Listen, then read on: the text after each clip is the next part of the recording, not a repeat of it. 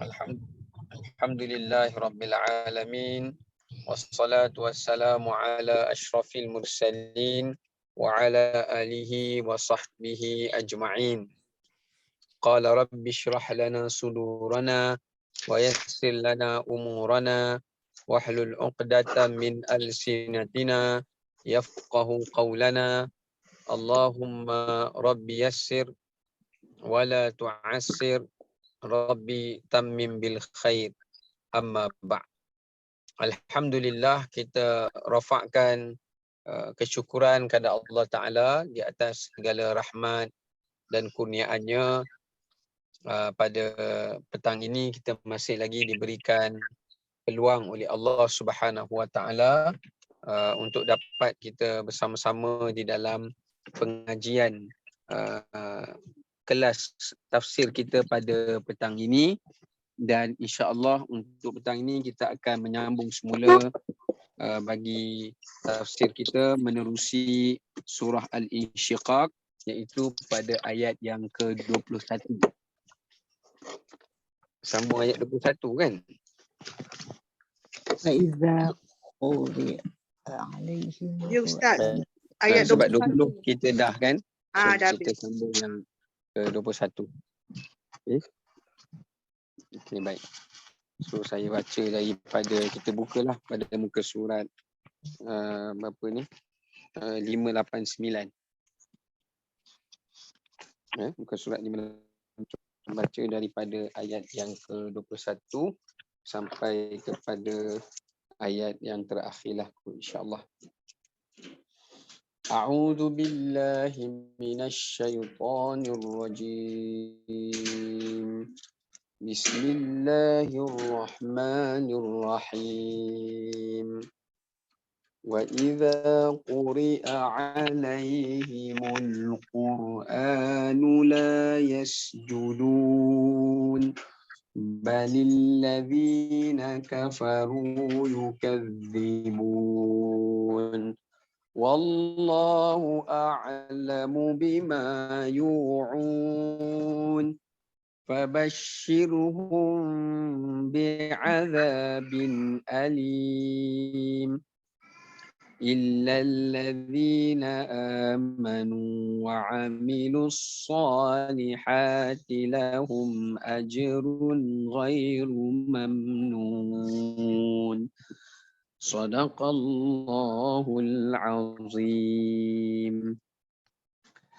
Baik, kita lihat mafhum daripada ayat yang kita baca, bermula daripada ayat yang ke-21.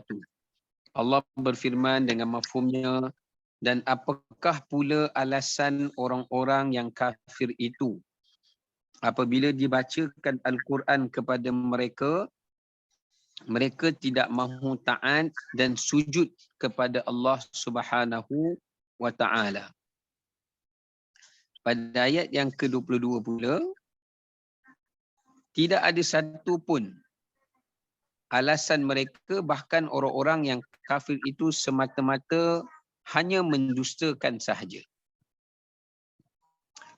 Pada ayat yang berikutnya, ayat yang ke-23, dan Allah Ta'ala sedang Allah mengetahui apa yang mereka rahsiakan di dalam hati mereka.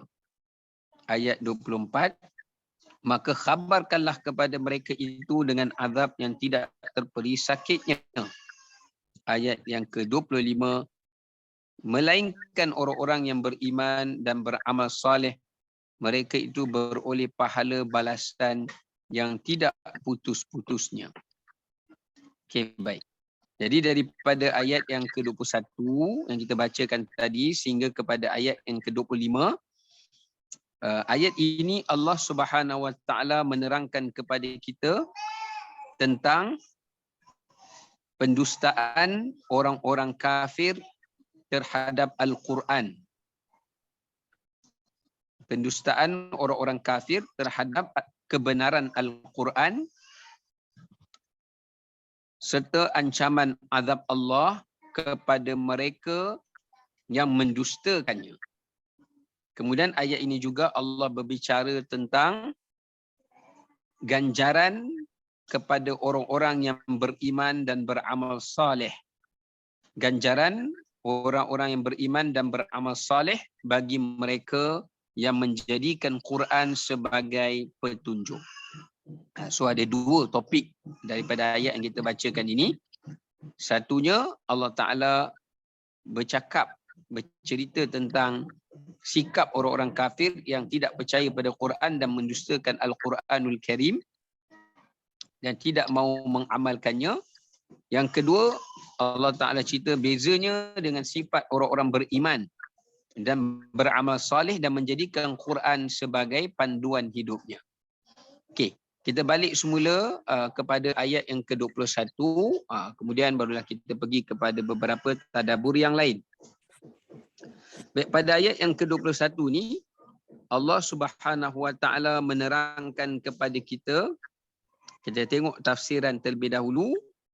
Baik, ayat ini menunjukkan kepada kita bagaimana Allah menggambarkan sikap orang-orang yang angkuh dan sombong terhadap ayat-ayat Allah Subhanahu Wa Ta'ala. Ya, siapa golongan itu? Golongan orang-orang kafir dan orang-orang munafik. Ya, ayat ini Allah berbicara sikap golongan yang sombong terhadap ayat-ayat Allah, yakni orang-orang kafir dan orang-orang munafik. Apa bentuk kesombongan mereka? Allah sebut iaitu wa idza qara'ta 'alaihim ayatir rahman, bila dibacakan kepadanya ayat-ayat yang disebut padanya kekuasaan Allah, kebesaran Allah, keagungan Allah, tidak merasa takut di dalam jiwa mereka dan hati mereka itu. Maknanya bila baca ayat Quran tentang azab Allah, kekuasaan Allah, hati dia tak rasa takut. Hati dia tak rasa khawatir. Tidak rasa takut, tidak rasa khawatir, tidak rasa bimbang. Sekalipun mereka itu tidak beriman kepada Allah. Sekalipun mereka itu kufur kepada Allah. Yang kedua, maksudnya adalah la yasjuduna. Maksud mereka itu bila dengar ayat Quran mereka tidak sujud. Apa makna tidak sujud? Bukannya maksudnya bila dengar ayat Quran tu mereka sujud ya. Tapi maksudnya la yasjudun dekat sini adalah mereka tidak taat. Sebab perkataan sujud juga memberi kepada maksud tunduk dan taat. Sebab tu dalam hadis Nabi SAW, Nabi ada sebut, kalaulah Allah membenarkan kepada Bani Adam untuk sujud kepada manusia yang lain, kata Nabi SAW, nescaya aku akan menyuruh isteri untuk sujud kepada suaminya. Sujud kat sini bukan maksud sujud macam sujud sembah tu. Tapi maksud sujud dekat sini adalah memberi maksud taat. Ya, kepatuhan, ketaatan. Baik. Okay, kita nak tengok beberapa pengajaran yang boleh kita ambil daripada ayat yang ke-21 ini. Pengajaran yang pertama di sini menunjukkan kepada kita bahawasanya kepentingan dan kedudukan Al-Quran. Kepentingan dan kedudukan mendengar dan membaca Al-Quranul Karim. Pertama, ayat ni Allah Ta'ala bagi tahu betapa pentingnya dalam hidup manusia ini dengan Quran. Iaitu apa dia? Membacanya, ya, membaca Al-Quran itu dan mendengar Al-Quran itu sekurang-kurangnya. Baca dan dengar. Kerana pada ayat 21 ni Allah Ta'ala cerita tentang perangai orang kafir dan sikap orang munafik dan orang-orang yang hatinya lalai seperti orang yang fasik. Iaitu mereka tidak suka membaca Al-Quran. Mereka menjauhkan diri daripada membacanya. Yang kedua, mereka juga tidak suka untuk mendengar ayat-ayatnya. Sebab itu dalam banyak ayat-ayat Quran yang lain Allah Ta'ala sebut, apabila mereka mendengar ayat Quran yang dibacakan, lalu mereka meletakkan ja'alu asabi'ahum fi adhanihim. Mereka meletakkan jari-jari mereka di telinga mereka. untuk mereka mengelakkan daripada mereka dapat mendengar ayat-ayat itu.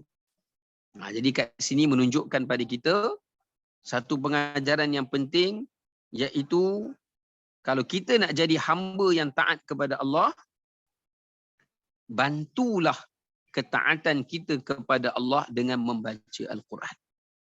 Atau sekurang-kurangnya mendengarkannya. Sebab tu lepas Allah sebut tentang Quran, Allah sebut tentang sujud. Menunjukkan pengajaran dekat sini, bahawasanya pengajaran kedua, Al-Quran membantu untuk seseorang itu menjadi hamba yang taat. Sebab tu kalau kita rasa jiwa kita lemah, iman kita lemah, nak buat sesuatu ketaatan, nak buat sesuatu kebaikan, nak buat sesuatu ibadah, maka kita kuatkan diri kita untuk memenuhi ketaatan dan ibadat itu dengan membaca Al-Quran. Sebab Quran ni dia menguatkan iman, dia menguatkan jiwa kita. Sebagaimana Allah kata dalam Quran surah Al-Anfal, wa idza tuliyat alaihim ayatuhu zadatuhum imana. Apabila dibacakan padanya ayat Al-Quran, maka akan bertambahlah padanya keimanan. Ya. Baik. Sebaliknya sikap orang kafir, Allah kata bila dibaca padanya ayat Quran, la yasjudun. Maknanya mereka tak mau, la yasma'un, mereka tak mau dengar, mereka berpaling, mereka menjauhkan dan mereka mendustakan dan mereka tidak taat. Ya. Baik. Kemudian yang ketiga, pengajaran yang boleh kita ambil dekat sini juga adalah iaitu kewajipan untuk beramal dengan Al-Quran. Quran bukan sekadar kitab yang dibaca. Quran adalah kitab amal. Kitab panduan amal. Sebab tu kalau kita tengok dalam Al-Quranul Karim, Allah Ta'ala sebut Quran ini apa dia? Hudan lil muttaqin.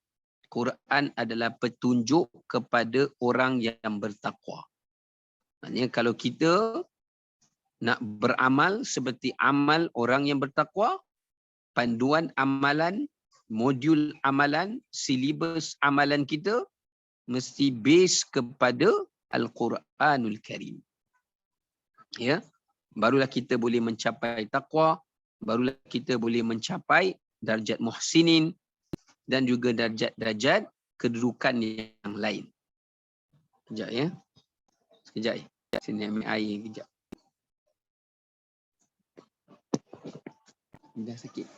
Sakit ulcer. Ini minum air. Gua minum air. Sekejap ya.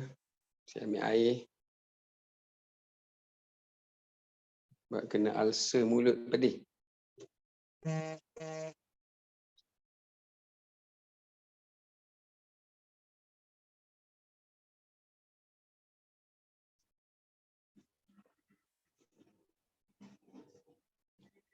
Okey. Sampai dah. Sampai.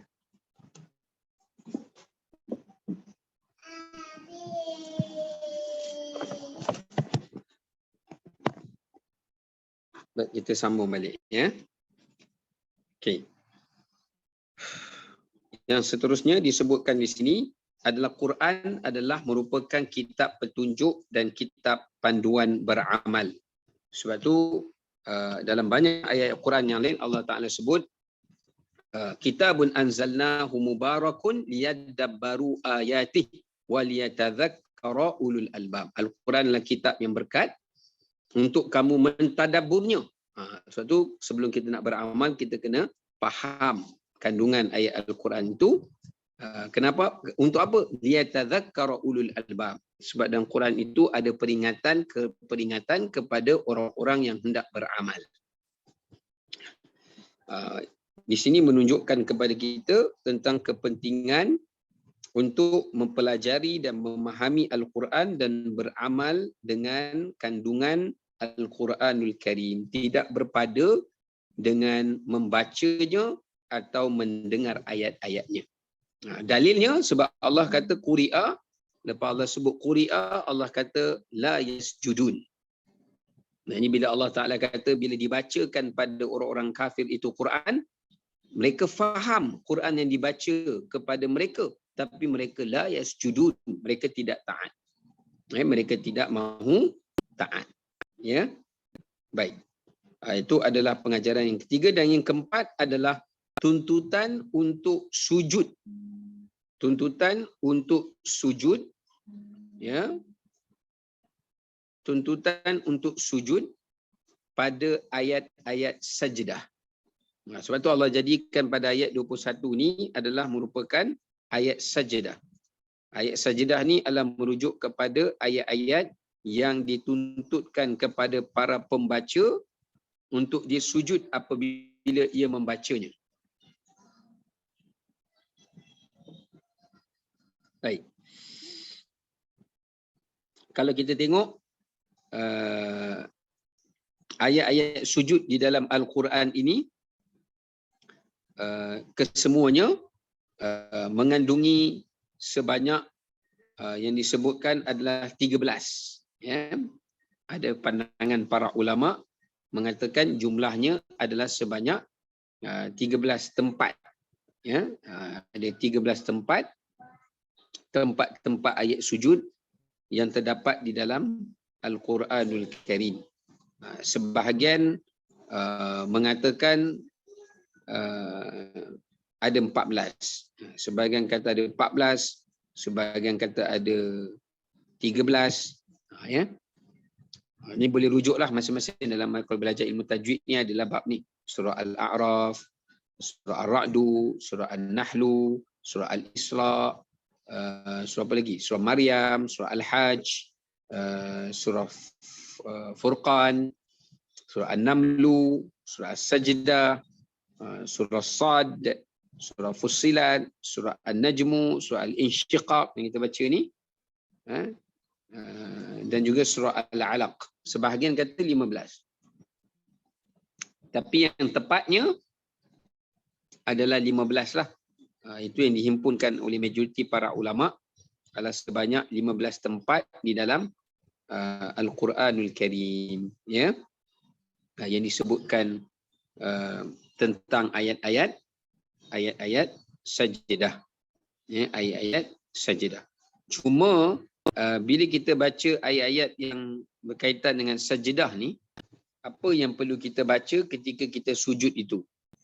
Kalau ikut dalam riwayat Tirmizi, dibaca sajada wajhiya lillazi khalaqahu wa syaqqa sam'ahu wa basarahu bihulih wa quwwatihi fatabarakallahu ahsanul khaliqin. Itu satu bacaan yang boleh kita baca bila kita baca ayat sajdah. Jadi sebab tu kalau kita jumpa ayat sajdah, kita sujud. Ya, sujud. Sebahagian orang kita bila baca ayat sajdah, dia ada wuduk dan dia boleh sujud dan dia dalam keadaan menutup aurat. Tapi dia tak sujud. Sebaliknya dia pergi baca, gantikan dengan zikir subhanallah, walhamdulillah, wala ilaha illallah, wallahu akbar. Ini salah, ini menyalahi sunnah. Kerana ulama kata bagi mereka yang dituntut membaca subhanallah, alhamdulillah tu adalah bagi mereka yang dalam keuzuran. Ini mereka yang tak boleh sujud, mereka yang dalam keadaan tak menutup aurat dan sebagainya. Tapi kalau mereka yang dalam keadaan yang sempurna, sedang membaca Al-Quran dan tahu arah kiblat, ya, maka dia sujudlah. Itu adalah benda yang lebih baik dan lebih tepat di segi hukum sunnah Nabi SAW. Ya. Jadi kita kalau buat majlis khatam kan, baru ni ada muslimat buat majlis khatam, saya tak pastilah ada yang sujud ke tak tu. Jadi kalau kita dah tahu arah kiblat kat mana kan, kita bangun, kita pergi sekejap, kita sujud. Ya. Bukan lama pun, sekejap je. Dan sekali sujud saja, bukan berkali sujud. Ataupun kita boleh baca satu doa. Ini kalau boleh doa ni hafal lah. Selain daripada baca sajadah wajhiyal ladzi khalaqahu tu, ketika sujud sajdah ada satu lagi riwayat yang sebut tentang bacaan doa ketika sujud. Sujud sajdah. Apa doanya? Allahumma ktub li indaka ajra waj'alha li indaka zukhra wa wada'anni biha wizra wa aqbilha minni kama qabbaltaha min 'abdika Dawud. Ini adalah bacaannya di dalam sujud. Apa maksudnya? Allahumma, ya Allah ya Tuhanku, uktubli, tuliskanlah dengan sujud ni indaka ajra, di sisimu aku dapat pahala. Waja'alha li, dan jadikanlah sujud ni bagi aku indaka dhukhra, di sisi engkau menjadi satu kemuliaan. Wa wada'anni biha wizra, dan gugurkanlah dosaku dengan sebab sujud ini. Dan terimalah sujudku ini seperti mana engkau menerima sujud Nabi Daud alaihi salam.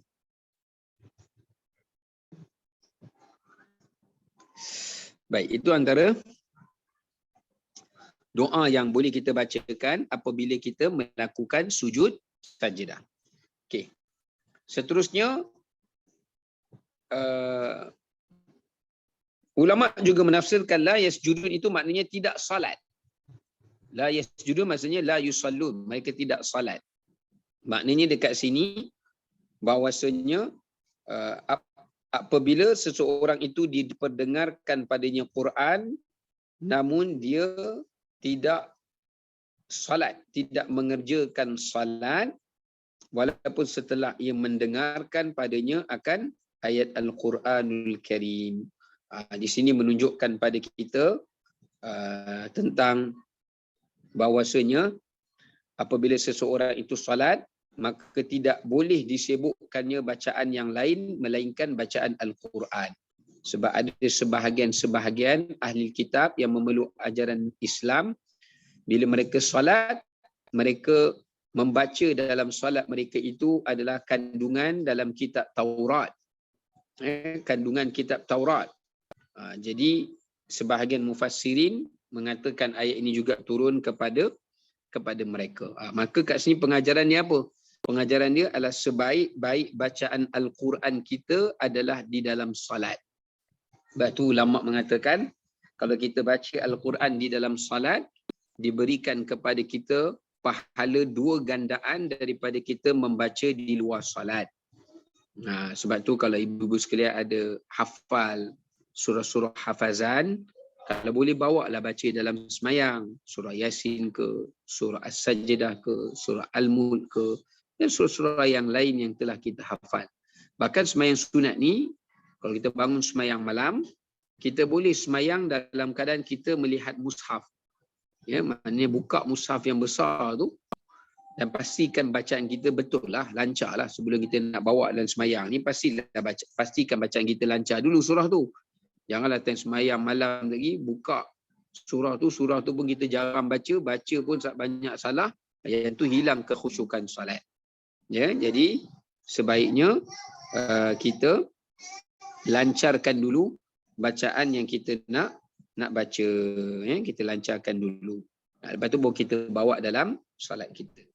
Baik, kita lanjutkan pada ayat yang ke-22.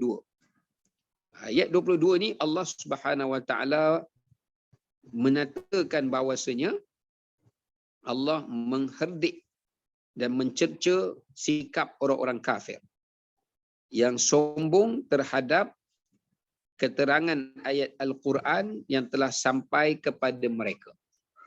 Allah kata apa? Sekalipun ayat Al-Quran yang dibacakan kepada mereka dan dalam ayat itu mengandungi kebesaran Allah, peringatan Allah, janji Allah pun, mereka tetap yukadzibun, mereka tetap mendustakan ayat Al-Quran itu sebagai kitab Allah, dan mereka mendustakan Al-Quran itu sebagai kitab peringatan dan kitab petunjuk. Ini disebut tafsir lah. Ya. Maknanya dalam tafsir Allah Ta'ala mensifatkan bahawasanya orang-orang kafir itu tetap tidak mendapat sebarang manfaat, tak dapat petunjuk, tak dapat pengajaran, tak dapat peringatan, tak dapat hidayah, walaupun telah dibacakan kepada mereka Al-Quran. Ya, walaupun Nabi dah baca pada mereka Quran, dah baca surah macam-macam, dan macam jenis ayat, keterangan, peringatan, pengajaran, kisah. Namun tetap mereka itu tak mendapat petunjuk. Sebab apa? Sebab yukadzibun, mereka mendustakan Al-Quranul Karim. Baik, kalau kita lihat kat sini, pengajaran yang pertama, bentuk pendustaan terhadap Al-Quran. Kita nak tengok apa pendustaan yang dibuat oleh orang-orang kafir terhadap Al-Quran.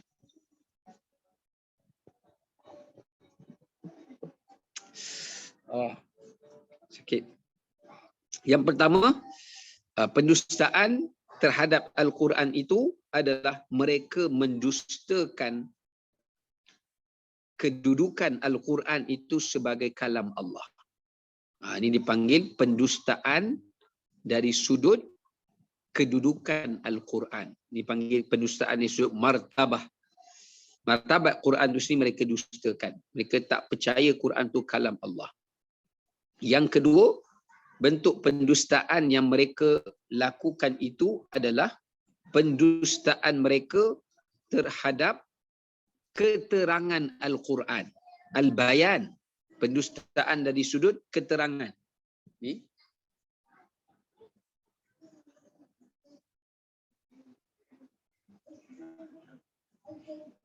Pendustaan terhadap keterangan Al-Quran. Tadi kedudukan. Yang ni dari sudut keterangan Al-Quran. Mereka kata keterangan Quran ni sihir. Mereka kata keterangan Quran ni syair.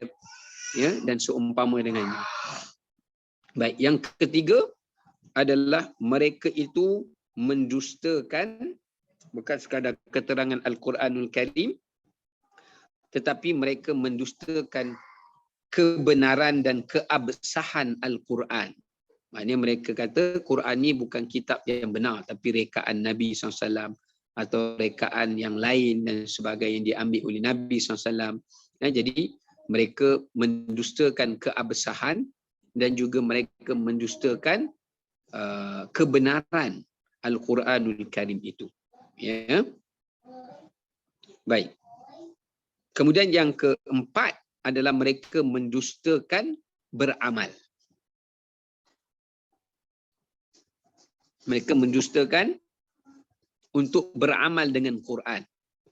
Maknanya mereka tidak beriman untuk beramal dengan Al-Quran Karim. Maknanya mereka tak beriman dengan Quran, maksudnya mereka juga tidak beriman untuk beramal dengan Al-Quranul Karim. Ya. Baik. Ini adalah bentuk-bentuk pendustaan terhadap Al-Quran yang Allah Ta'ala sebut yang dilakukan oleh orang-orang yang kafir. Ya. Itu pertama, pengajaran pertama adalah bentuk-bentuk pendustaan. Bentuk-bentuk pendustaan ni kita kena jauhi supaya tidak menjatuhkan seseorang itu kepada kekufuran. Ya. Baik, yang kedua. Pengajaran yang kedua yang kita boleh ambil daripada ayat yang ke-22 ini adalah Allah Subhanahu Wa Taala menerangkan kepada kita bahawasanya sikap golongan minta maaf sekejap.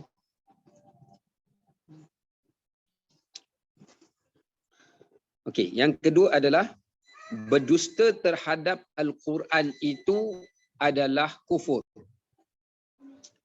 Yang kedua adalah pendustaan terhadap Al-Quran sama ada secara keseluruhan Al-Quran atau sebahagian daripada Al-Quran, ia adalah kufur. Maknanya mengeluarkan seseorang itu daripada Islam.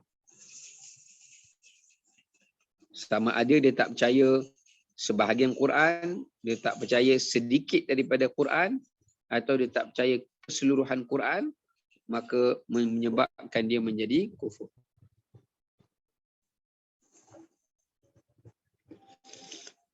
Ini berdasarkan kepada sifat golongan ahli kitab Yahudi dan Nasara. Yang Allah kata dalam Quran, afatu'minuna bi ba'dil kitab wa takfuruna bi ba'd. Apakah mereka tu beriman kepada sebahagian Al-Quran dan mereka tidak beriman kepada sebahagian yang lain? Maka tak boleh kena beriman kepada semua apa yang terkandung di dalam Al-Quran. Semua ayatnya, semua juzuknya, semua keterangannya, ya, yang terkandung di dalam Al-Quranul Karim itu hendaklah ia diimani dan dipercayai. Tak ragui walaupun sedikit pun.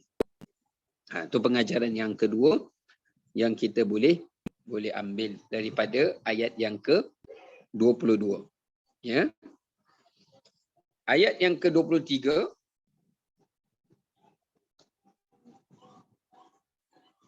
Allah Ta'ala sebut, Wallahu a'lamu bima yu'un.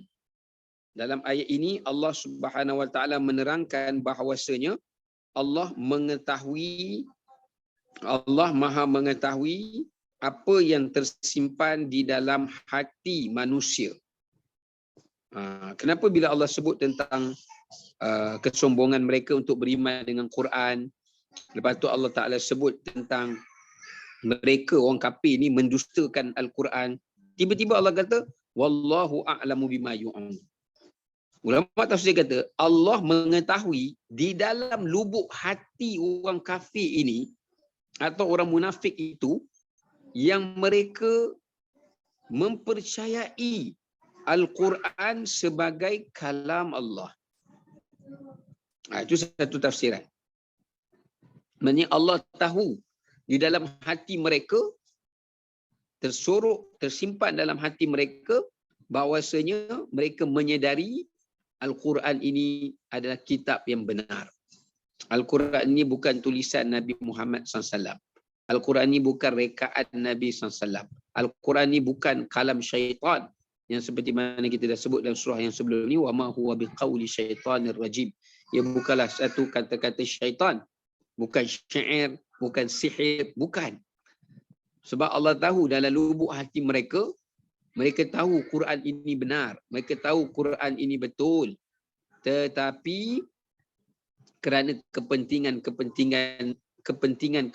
duniawi, kepentingan kuasa, kepentingan pengaruh, kepentingan kedudukan, ini kesannya menyebabkan mereka mendustakan Al-Quran. Kenapa mereka mendustakan Al-Quran? Kerana mereka nak mempertahankan habuan dunia mereka, kedudukan dunia mereka itu. Itu yang menyebabkan mereka mempertahankan pendustaan terhadap keterangan Al-Quranul Karim, walaupun mereka tahu di lubuk hati mereka bahawasanya Al-Quran ini adalah merupakan kitab yang benar daripada Allah Subhanahu wa Ta'ala.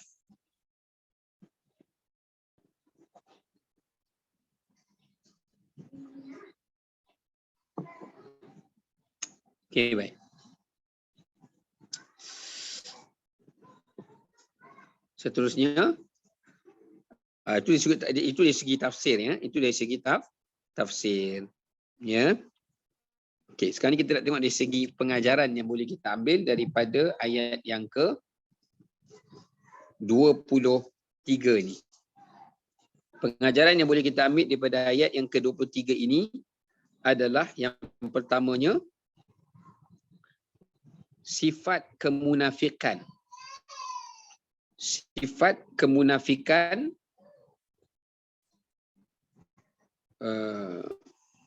sekejap.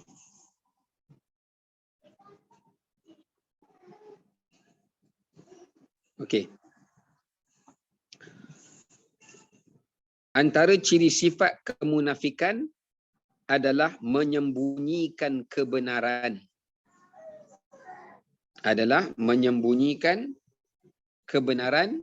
Dan menzahirkan pendustaan atau kebatilan. Ini pengajaran pertama. Antara ciri-ciri sifat orang munafik dan tanda kemunafikan yang ada dalam diri seseorang itu apa dia? Yang pertama, tanda kemunafikan itu adalah apabila seseorang itu menyembunyikan kebenaran. Dia tahu benda betul, tapi dia tak nak cakap. Dia saksikan benda yang betul, tapi dia tak nak beri persaksian. Ya, dia tak nak beri persaksian. Dia tahu ilmu yang betul, tapi dia tidak mahu menyampaikan. Dia tahu benda yang benar, tetapi dia tidak mahu memberitahu atau mengkhabarkan. Ini adalah merupakan sifat yang dibenci oleh Allah Ta'ala, maka Allah melaknat sifat ini. Kerana dia adalah merupakan sifat munafik. Lepas tu dalam surah Baqarah Allah berfirman, innal ladzina yaktumuna ma anzalna minal bayyinat wal huda min ba'di ma bayyanahu lin-nasi fil kitab ulaika yal'anuhumullah. Allah Ta'ala menyatakan bahawasanya, baik, Allah Subhanahu Ta'ala menyatakan sesungguhnya orang-orang yang menyembunyikan kebenaran dan keterangan daripada Allah dan Rasul-Nya setelah mana keterangan itu diturunkan kepada mereka. Mereka itu orang yang dilaknat oleh Allah dan dilaknat oleh sekalian orang-orang yang melaknatnya.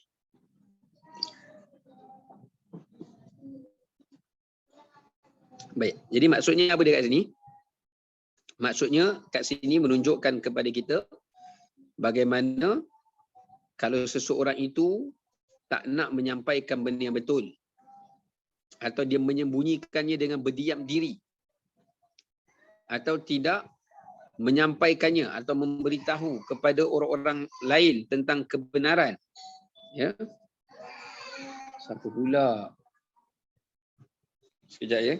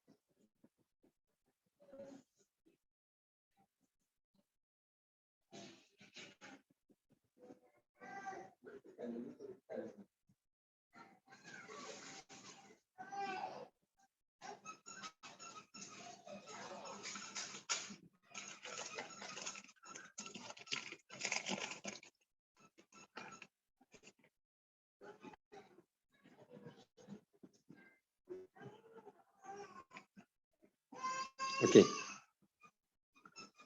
Jadi sikap orang yang menyembunyikan kebenaran atau tidak menyampaikan kebenaran itu adalah termasuk daripada sifat golongan orang-orang munafik. Dan juga ia termasuk di antara sifat yang boleh membawa seseorang itu kepada kekufuran. Ya, kepada kekufuran. Sebab tu kita tengok Yahudi dan Nasara mereka menjadi kafir adalah apabila mereka menyembunyikan kitab-kitab Taurat, kitab-kitab Injil yang disampaikan oleh para nabi dan rasulnya kepada mereka. Ya, mereka menyembunyikannya sehinggakan akhirnya mereka menukar kandungan kitab yang mereka sembunyikan itu, kebenaran yang mereka sembunyikan itu dengan kata-kata mereka, dengan kalam-kalam mereka. Ya. Okay, baik. Itu pengajaran yang pertama. Pengajaran yang kedua yang boleh kita ambil daripada ayat 23 ini adalah Allah Subhanahu Wa Taala adalah Tuhan yang menguasai hati manusia.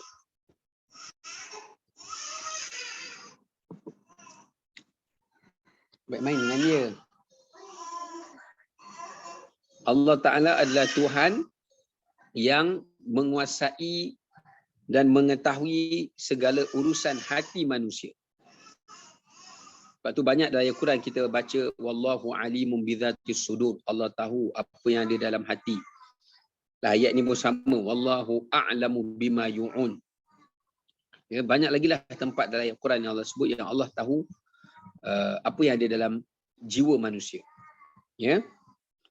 Di sini menunjukkan kepada kita bahawasanya Allah Ta'ala mengetahui isi hati manusia, apa yang disimpan, apa yang dilintaskan, dan apa yang diazamkan, dan apa juga yang dirancangkan dalam hati manusia. Semua benda Allah Ta'ala tahu. Maka kat sini menunjukkan kepada kita betapa pentingnya peranan hati manusia itu. Betapa pentingnya peranan hati manusia itu untuk memohon agar Allah Ta'ala memberikan kepada mereka ketetapan hati di atas petunjuk Allah. Sebab tu kita semua tahu adanya apa tu doa yang selalu dilazimi oleh Nabi SAW, yang di mana kata Ummu Salamah radhiyallahu anha bahawasanya itu adalah doa yang tidak pernah ditinggalkan oleh Nabi SAW sehingga Nabi wafat, iaitu Allahumma ya muqallibal qulub tsabbit qalbi ala dinika wa ala ta'atik.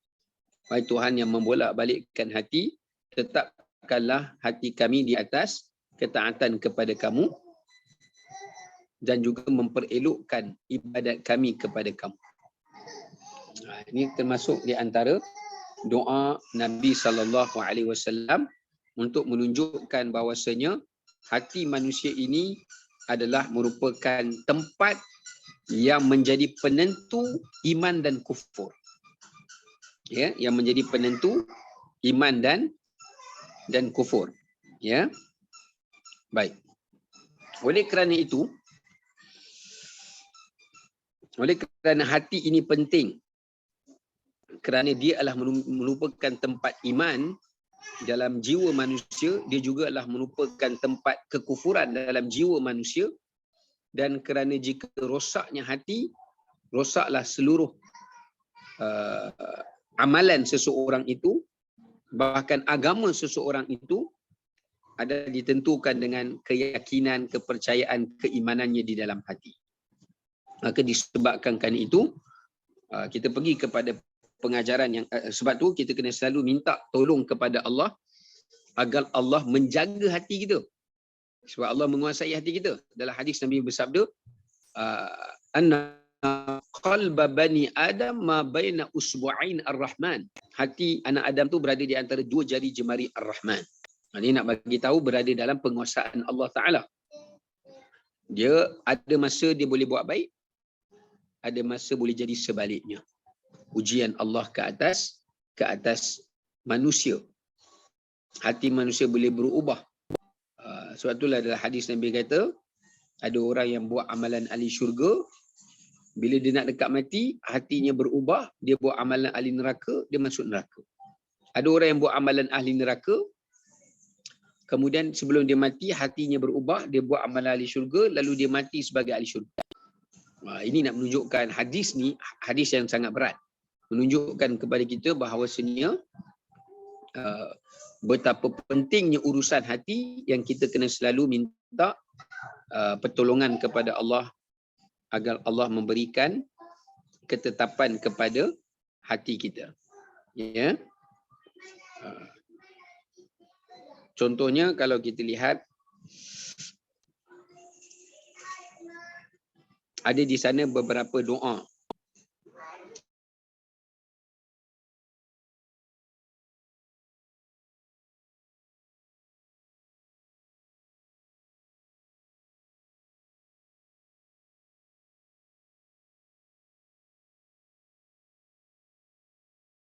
Doa yang disebutkan Allahumma inni as'aluka thabat.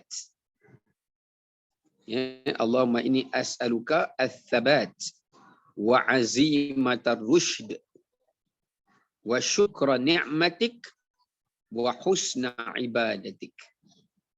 Ini di antara salah satu doa yang kita boleh bacalah untuk meminta kepada Allah pertolongan Allah ketetapan hati. Apa maksudnya? Ya Allah, ya Tuhanku, sesungguhnya aku memohon kepadamu ketetapan hati. Ya Allah, ya Tuhanku, sesungguhnya aku memohon kepadamu ketetapan hati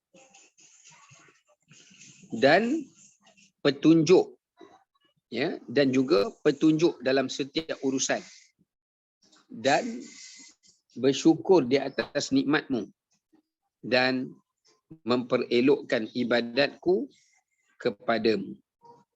Ini juga salah satu daripada doa yang baik untuk memohon agar dikurniakan ketetapan hati.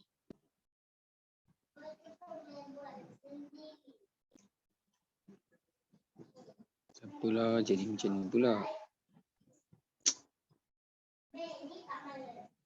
Sekejap ya. Hang pula saya punya. La ilaha illallah.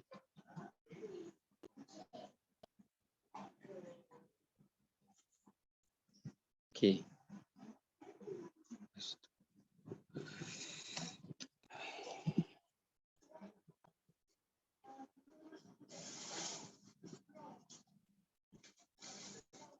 Okey. Mana doa dia?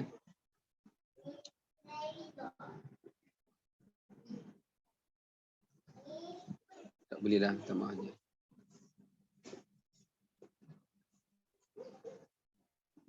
Okey. Itulah di antara doa-doa yang boleh kita kongsilah ya. Antara doa lain, Allahumma antal malik la ilaha illa anta wa ana abduka wa'taraftu bi dhanbi faghfir li dhunubi jami'a innahu la yaghfiru dhunuba illa anta. Yang bermaksud, ya Allah, ya Tuhanku, engkau adalah raja dan tiada Tuhan melainkan engkau, dan aku adalah hamba-Mu. Aku mengaku dosaku, ampunkanlah bagiku dosaku semuanya. Sesungguhnya tidak ada yang memberikan pengampunan dosa melainkan Dikau. Okey. Itu di antaranya. Okey. Kemudian kita balik kepada ayat yang ke-23 yang telah kita sebut pengajaran dia tadi.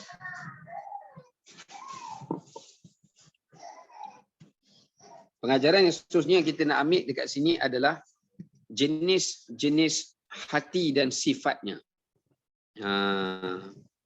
Sebab ayat ni Allah Ta'ala bercerita kepada Allah. Ayat ni Allah Subhanahu Wa Ta'ala bercerita kepada kita tentang bagaimana Allah mengetahui akan hati manusia.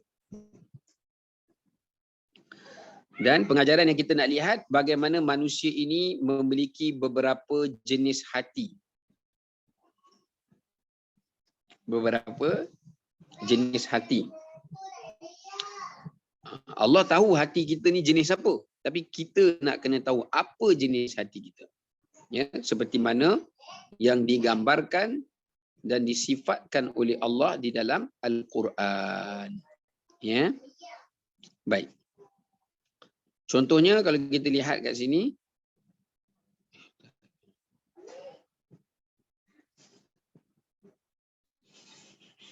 okey. Sekejap ya.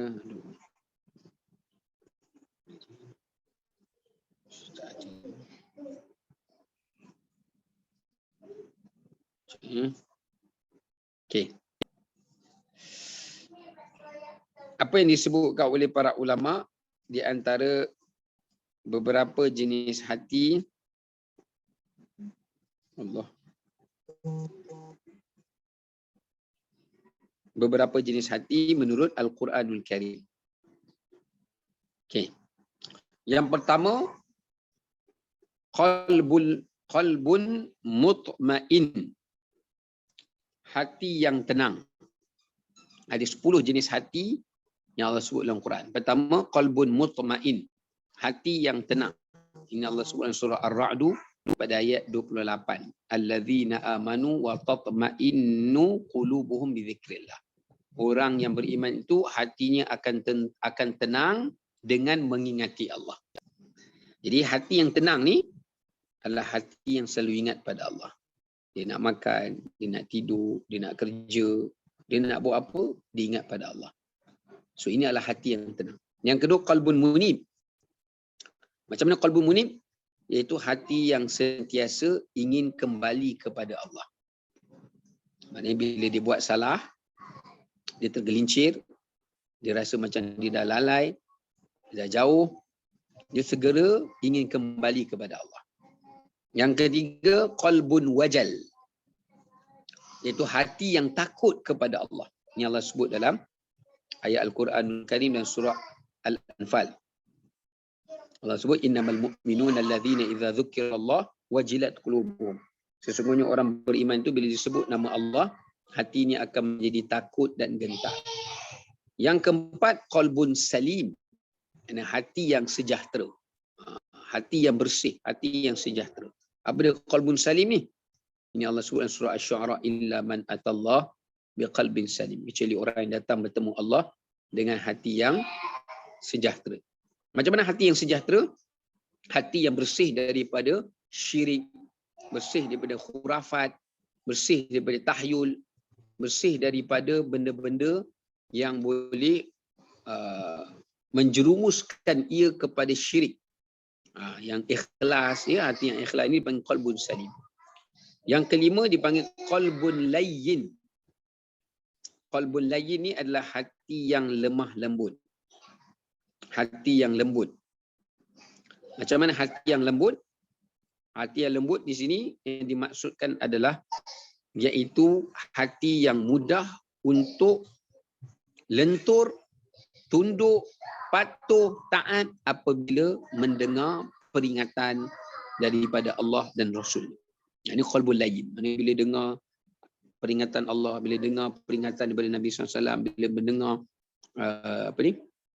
ancaman daripada Allah dan Rasul, hati dia serta-merta menjadi lembut, tidak keras, ya, bahkan menjadi tunduk. Ini yang jenis yang kelima. Yang keenam dipanggil qalbun rahim, iaitu hati yang penuh dengan kasih sayang. Ini adalah hati orang yang ada sifat ihsan. Tengok orang susah, tengok binatang yang lapar, ini dipanggil qalbun rahim. Tengok anak kecil dan sebagainya. Kemudian dipanggil qalbun khasyi'. Ya, qalbun khasyi'. Qalbun khasyi' ni hati yang khusyuk. An takhsha'a qulubuhum li dzikrillah. Hati yang khusyuk. Hati yang khusyuk ni maknanya hati yang sentiasa menghayati. Ya, hati yang sentiasa menghayati apa yang dia baca.